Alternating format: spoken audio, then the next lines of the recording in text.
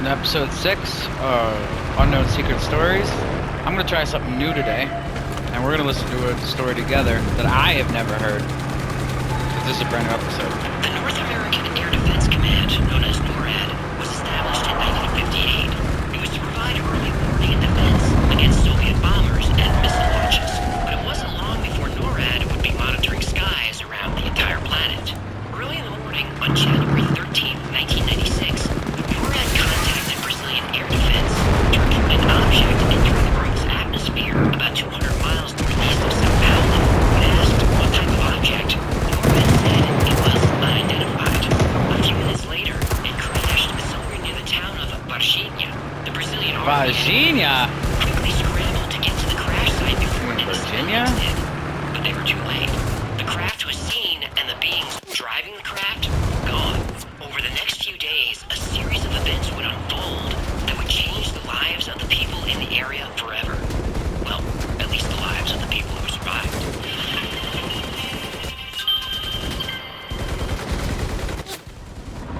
Virginia is located... What? I'm looking at that word in the tow truck. Oh, I see. I thought it said... It doesn't. Right. Okay. So the town is Virginia. Go on. Virginia. Fine. Whatever. Just do me a favor. Put the name of the town in the thumbnail, right? It'll definitely get clicks.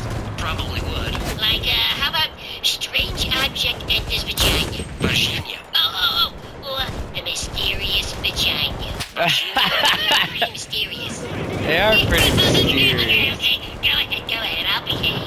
Virginia is in the southern region of the Brazilian state of Minas Gerais. Its population of about 135,000 makes it one of the largest cities in the region.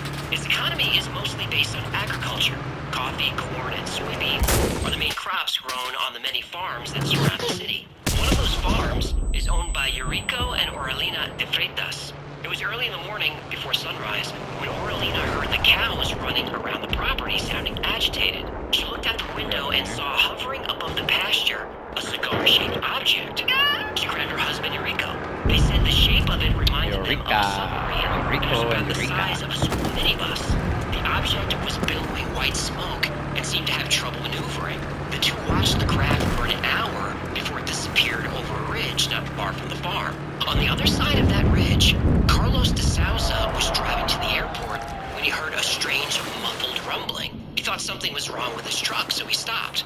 Then he realized the sound was coming from a cigar-shaped craft about 300 feet in the air, and it was losing altitude. The object had windows along the side and what appeared to be a long crack running through the middle of it. Out of the crack, white smoke was pouring out. Carlos thought this was strange because the smoke from a fire or an engine failure would be black. The rumbling sound made by the craft occasionally sputtered. It was clearly struggling to stay in the air. Carlos jumped back in his truck and followed it. It eventually passed over some small mountains, went into a steep dive, and disappeared. After a few minutes, Carlos found a dirt road that led to the area where it went down. He came over the crest of a hill and saw wreckage spread out over a wide area. Carlos began running to the crash site, which was a few hundred feet from the road. At first he thought it was a small plane. He was a pilot himself, so if there was a crash, he wanted to help. But it only took him a few steps to realize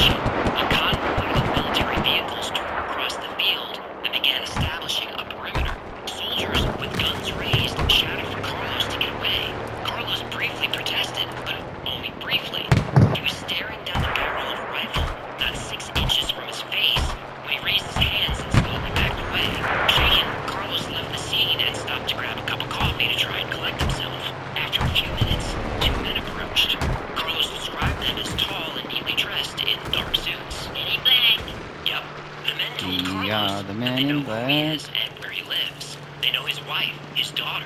They told him that he's to forget everything that he saw and never speak of it. Carlos was terrified. He nodded that he understood. Then the strangers got into a black car with no license plates and drove away. Carlos would keep what he saw a secret for 26 years.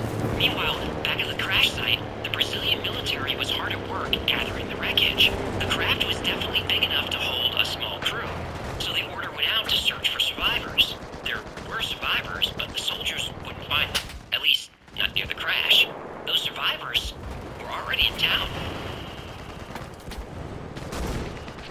I just got this $30,000 I wanna check see from the what government that is. just because I own a house in Massachusetts. I don't know about you, but my electric bill last month had me enraged. It was twice as much as usual. The utility companies are price gouging homeowners at a time when everyone is trying to be careful with their money. It's terrible. Thankfully, the state of Massachusetts has responded to the fuck? utility companies in a big, big way. Using the new inflation reduction, Massachusetts finally did something right. And you can have Anyone know how we died? all systems at virtually no cost from the government. What does that mean? Solar panels and power walls cost an average of $30,000 to $40,000. The state of Massachusetts is now buying solar Asshole. panels for eligible homeowners and paying for installation. That means you see instant. Just a few hours after the crash, authorities started receiving strange reports from residents in the area. At about 8 a.m., a college student reported seeing a creature with oily, dark brown skin crouched in an alleyway near a local park. He said it had very small hands with 3 long fingers. It was between 4 and 5 feet tall and had no hair or clothing. How many stories have 3 fingers or 3 toes? I guess that's true. Respect. What? Yeah, I don't know how you humans deal with pants. I'd like to let it all hang out. Okay, that's enough. Just a few blocks away, 3 young women, Liliane, Valkyria, and Katya, were on their way to the same park. They took a shortcut through a vacant lot. There, in the tall grass huddled next to a cinder block wall, was a creature. It was about 4 feet tall and had a large head. Well. On its head were 3 bumps. I know that bullet almost hit me in the freaking head. Its skin was brown and looked shiny or oily. It had a slim, frail body and no hair and no clothes. The girls weren't Respect. sure what this thing was, but when they approached, it looked right at them. The girls were frozen in fear, unable to move or speak. Though it made no sound, the girls were able to hear this being or feel its thoughts. They could feel that it was frightened, in pain, and needed help. The girls tore out of there terrified. They burst into Katya's house and told her mother that they had seen a demon. The 4 of them returned to the lot, but the creature was gone. However, Katya's mother found a strange footprint. It wasn't a human footprint. Whatever this thing was, its feet had really long toes. The girls described the creature to an artist. What did I say? I always had 3 toes and 3 freaking Even though fingers. the creature was gone, there was Nanu a nanu, heavy right? odor of ammonia that lingered. Katya's mother said she that couldn't where get that the comes smell from? out of her nose with tags. A few hours later, military policemen Eric Lopes and Marco Cherez were Nanu? patrolling the area. Suddenly, Star a Trek? small humanoid creature with dark skin darted across the street. Marco jumped out of the car and managed to grab it. They restrained the creature and rushed it to the hospital where, according to reports, it died. Almost immediately, Marco started feeling ill. He said his skin felt greasy even though it wasn't, and there was a lingering smell of ammonia that stayed with him. Over the next 2 weeks, his condition worsened, and he was admitted to the hospital and placed in intensive care. None of the doctors could figure out what was wrong with him or how to help. Finally, at the age of 23, Marco Cherez died of an unknown cause. The doctors said an autopsy wasn't necessary and ordered a closed casket service. They also had his body buried immediately. They said this was to protect public health. They did make his blood tests available. His blood contained 8% of unknown toxic substances. And that was the first death caused by the Virginia UFO incident. But it wasn't the last. Pretty fucked up. That guy was trying to help Fire too. department about a wild animal on the loose near the park I where was the running girls out of saw the ammo creature. anyway. 4 firemen were dispatched to look for it. When the firemen arrived on the scene, there were 5 civilians watching the creature that had gone down a steep embankment toward a densely wooded area. They said it made a buzzing sound similar to bees. It took the firemen 2 hours to capture it. It kept running away, and the terrain was hard to navigate, and they were afraid of whatever this thing was. Everyone who saw it said it gave off a strong, offensive odor like ammonia and sulfur. Finally, the firemen were able to snare the creature in a net. By now, a military truck arrived from ASA, a military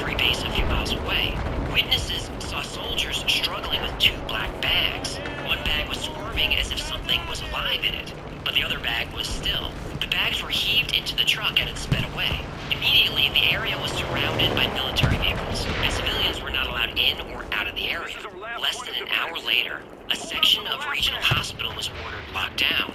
Then 10 military and police vehicles arrived. The truck then pulled up close to the entrance, and 2 soldiers unloaded a black body bag. The bag was taken to the radiology department for x-rays. The x-ray technician on duty that day said the examination room was full of doctors, police, and military personnel. People were nervous and just staring at each other, afraid to speak. The tech was ordered to take x-rays of the bag, which he wasn't allowed to open. He did this, but then the military took the film. The radiologist never saw the pictures. He said he'd never experienced anything like that before or since. He was told to keep everything he's seen a secret as a matter of national security. Then, as quickly as they arrived, the military entourage left with the x-rays and the body bag. But the smell of ammonia and sulfur remained. The tech said the smell felt like it was inside his nose and lingered. In fact, that whole section of the hospital was closed to the public for another 3 or 4 days. No matter what the cleaning staff did, they couldn't remove the smell. They just had to wait for it to dissipate. By the way, one of the firemen who helped capture the alien died a few weeks later from unknown toxic poisoning. Senior military officials warned everyone involved. 50 doctors and hospital staff were put under strict non-disclosure agreements and told this was a training exercise. The doctors and nurses were threatened with prison if they ever spoke about what happened. Soldiers were reminded of their responsibilities to national security, and that if they spoke about what happened, it could be considered treason. These tactics worked. Really? Because It's turned after the around. military convoy sped away from the hospital, Why can't I there wouldn't be any fucking new shoot you details either? about the Come on, story. bitch. Where the truck went, what was in it, who was involved, nothing. But 25 years later, a witness would come forward, and he would reveal details that nobody saw coming. Want a second income stream?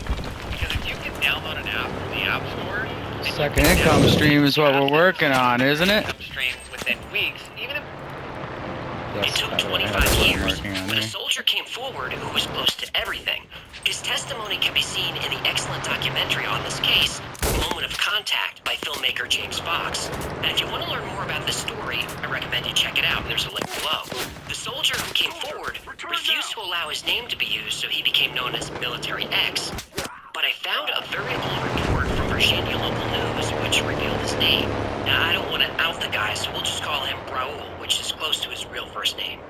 Raoul was part of the convoy that brought the creature to the hospital, and there he saw the alien in a box. It was covered, but it was between 4 and 5 feet tall. He was able to see its foot poking out. He said its skin was very dark red or brown and looked oily. He knew this wasn't human because its foot had only 3 toes. There From you the go. hospital, How many people gonna say it's it? a military base about 20 miles from Virginia. After they parked the trucks, Raoul and another soldier were called into the base commander's office. Their CO asked them what they saw. Raoul was frightened and not sure how to answer. He said he thought he saw a burnt man or something like that. His commanding officer told him, "That's not what you saw. You saw something supernatural." Raoul was told that if he reveals what he saw to anyone, the consequences would be severe. The following day was very strange at the base. There were Navy trucks and helicopters there, which was unusual. There was a lot of activity, a lot of unfamiliar faces. People were on edge. Early that morning, Raoul and the convoy left Esa and went to a domestic army base in Campinas, about 2 hours away. The penis? They went from vagina to the penis. Right? Virginia, Campinas. Tomato, tomato, Virginia, vagina. The algorithm is gonna punish you for this one. Well, they are now. Virginia vagina. And Raoul didn't know what happened to the creature, though he had heard rumors. Rumors that would turn out to be true. Jose Manuel Fernandez was an air traffic controller at the base during this time. He said 2 helicopters left the base, went to Virginia, and returned with what he didn't know, but he thought it was some kind of rescue mission. Then something happened that Jose had never experienced. A large plane was coming in, but it didn't have authorization to land. Jose's supervisors told him to allow it anyway. The plane landed, and boxes were loaded onto it. Then it took off again. Whoa! That was it. The trucks, the helicopters, and all the extra people just left. Jose asked what this was all about, and he was told it was a secret mission, and that was all he needed to know. But Jose does remember what kind of plane landed. He called it a USAP plane. A USAP? What kind of a plane Stop, is a that's not a USAP? plane. Well, that's what Brazilians call it, USAP, or U.S. AF, United States Air Force. Boeing 757 is what you're talking about. One of the facts that's agreed on by the witnesses from the military most likely the is that plane. the United States immediately took over Big the ass operation, US Air whatever the Force. operation was. Even though the American plane came and went very quickly, there were a few Americans who stayed behind. A few months after the events, Katya's mother, Donna Luisa, heard a knock on the door. She opened it, and 4 men shoved their way in. She described them as foreigners, neatly dressed in dark suits and pushy. One held a clipboard, the other carried a briefcase. They told her that they were there to make a proposal. She could take all the money in the briefcase, which Whoa. was tens of thousands of dollars in cash. In return, she convinces the girls to retract their story and admit they made the whole Man, my story would be Then they retracted. left the I'd be like, I'm the country biggest and never liar. speak of these things again. You kidding She me? refused. They Bullshit. insisted that she take the money and be silent. I'd be Donna Luisa outie. said the girls did see something out there, and she wouldn't have them portrayed as liars. Again, Kidding me? I'd be like, I'm the biggest insisted. liar on earth. As they continued to press the issue, Give me that money. they became very frustrated, and Donna Luisa started to become frightened. She told the men to leave her house or she would call the police. Finally, and very suddenly, they left. Another well-respected family just a few blocks away reported seeing an object in the sky on the evening the aliens were captured. They said the object was the size of a bus, circular and metallic. It hovered just a few hundred feet above their house, and though it was rotating very quickly, the object was completely silent. They said it was traveling slowly back and forth like it was looking for something. After they made their report, 2 men paid them a visit. They asked a lot of questions and talked to the family for hours. And just before the strangers left, they said what you saw didn't happen, and this conversation never happened. They implied that if they spoke publicly, it would be very bad for the family. And to this day, the family insists that this entire story happened, but they refuse to give their names. A key to this entire story is Eric Lopes. He was the partner of Marco Cherez, the young military policeman who died after touching the alien. Lopes is one of the only people alive who can confirm the story. He was there when the alien was captured. He was in his car when they drove to the hospital, and he helped carry it in. For 25 years, he's refused to speak about the incident. When James Fox and his crew showed up at his house to ask him about what happened, he was so agitated, he threatened to shoot them if they didn't leave him alone. The Virginia UFO incident has been called the Brazilian Sounds like he Roswell. was there. It's considered to be the most compelling case for all I need UFOs to and hear. aliens in history. Or is it? We're giving away these I never gold heard of bars this story absolutely before. free. And did you notice who's on it? That's right, none other than Donald J. who will make this country great once again. Isn't it just beautiful? These are just being over there, fantastic, guys. let me tell you. They're perfect to collect and keep for yourself, or maybe even to give I to don't want a anyone friend or finding family this. member who loves Joe. Either way, we're giving them away absolutely free for the next 24 hours only. You just have to cover the ship. The Virginia UFO incident became a world-famous case in 1996, and with the documentary Moment of Contact being released, it's once again on people's minds. But how much of the story is true? Well, this is a difficult case to prove and disprove. The fact is, there's not a single piece of physical evidence to support that any of this happened.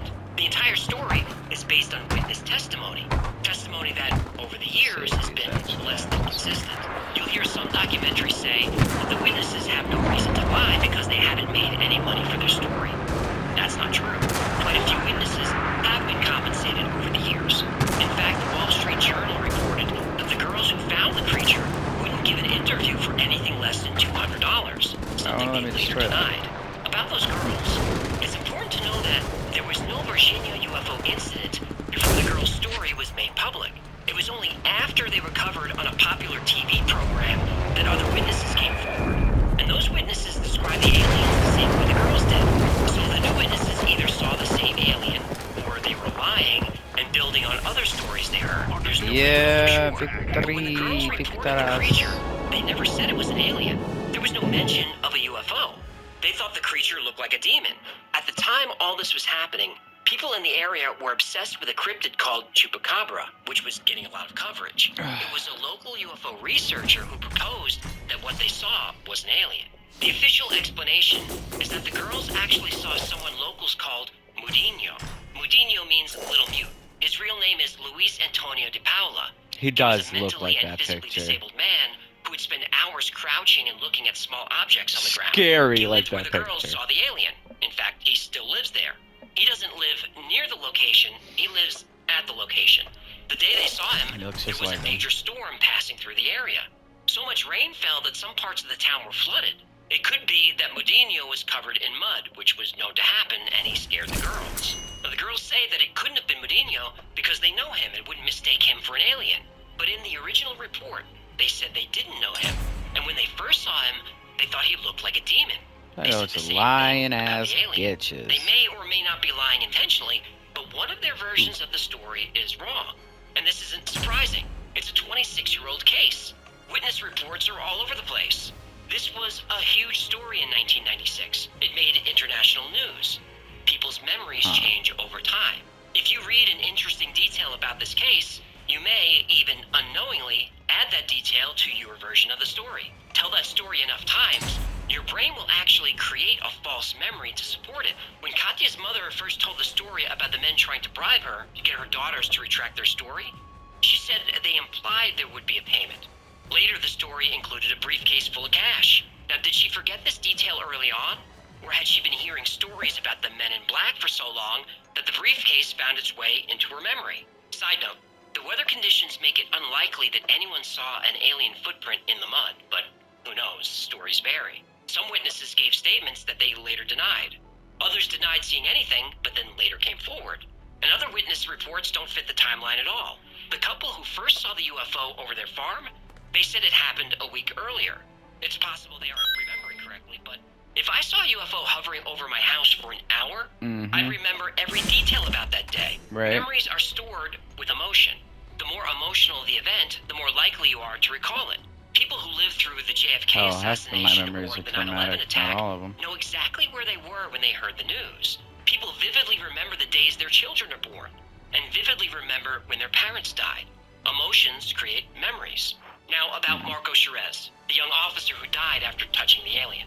It said that he was perfectly healthy and suddenly became ill. That's not true. He had a cyst on his arm that became infected. The cyst was documented well before any of this happened. Marco wasn't connected to the UFO story until much later, and his sister was the first person to bring it up. Now, she says it happened and that's that. But her earlier story said it was possible he was involved, though she didn't know for sure. The Brazilian military released a report of these events that was over 1,000 pages long. According to the report, Marco wasn't even working that night. The report also says all the military vehicles in the area were part of a training exercise, as the base was a training base. The military convoys were just vehicles all going in for scheduled maintenance at the same time, which they do. After all, the base is just a few miles away. The hospital wing was closed, but that was because they had to make it sterile enough for new cardiac equipment that was being delivered. By the way, that equipment was delivered in stainless steel boxes by the military. The body bag was a recently exhumed cadaver that was part of the police investigation. What people thought were aliens at the hospital were actually a dwarf couple that could have a baby, and they were helped in by a soldier. Now, some of those facts sound perfectly reasonable to me. Others, like the pregnant dwarf, not so much. But that's a part of the story. It's all the cover-up. The military altered the records after the fact. They even gave a very sketchy press conference about this.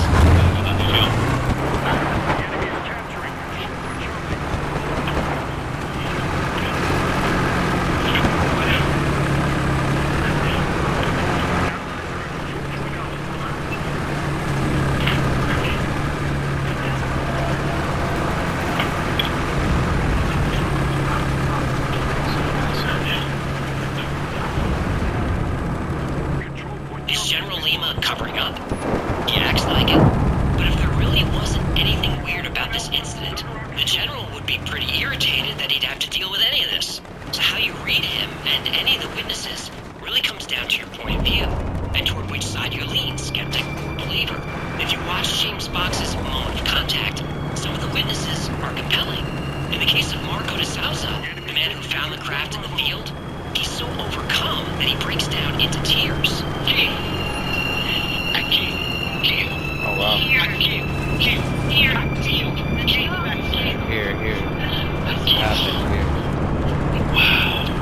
What happened here? Bodies. All happened quick.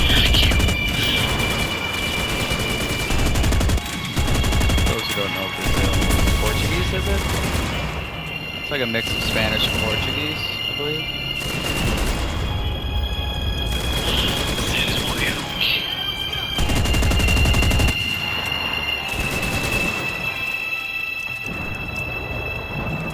Now, if he's acting, he should leave Brazil and move to Hollywood. Fox gets statements not just from local residents, but from doctors and people in the military. They all say it happened, and they give vivid details about what they saw. Yes, some people won't talk. Others talk, but with their faces blurred and voices changed. But some people put their names and faces out there for everyone to see. Now, it's been so long that these people could be misremembering, but they don't come across as liars. But there's no I just saw the saying it's tank. true. There is one man who could settle this entire case once and for all. Eric Lopes. He was driving the car when Marco Cherez captured the alien. He saw everything. But he's willing to shoot people who want to talk to him about this. Is he afraid? Or is he an old, angry man living in poverty who's sick of people bothering him about this? I'm if out he there. came forward to confirm that Marco did capture I'm not an even alien, old. then the entire Being in official poverty story and I'm sick of unravels, people. and you could throw away that 1,000-page army report, and you can start rewriting history. Because Eric Lopes is one of the few people on the face of the planet who could confirm 100% without a doubt that aliens are real and they are here. For now, the Brazilian military and government deny everything. And if the Brazilian government is working with the United States on a cover-up, well, they're learning from the best.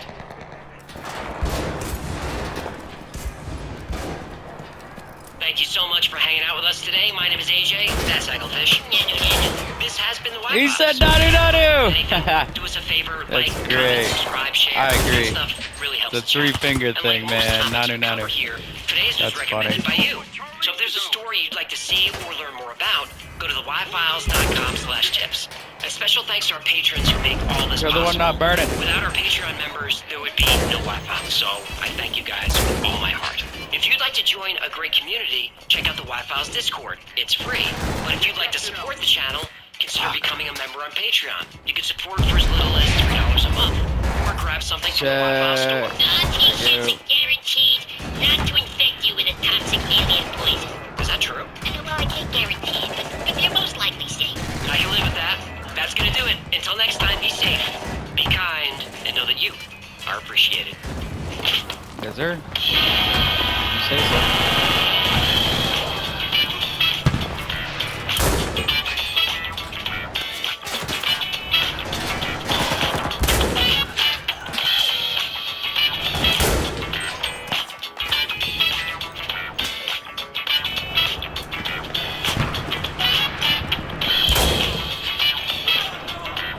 Fuck. Ah, flamethrower. Well, that's the death. Like, comment, subscribe. I don't know how I feel about that one. I don't even remember what episode is this. 6? That was a freaking wacky one. But I guess that's what it's all about.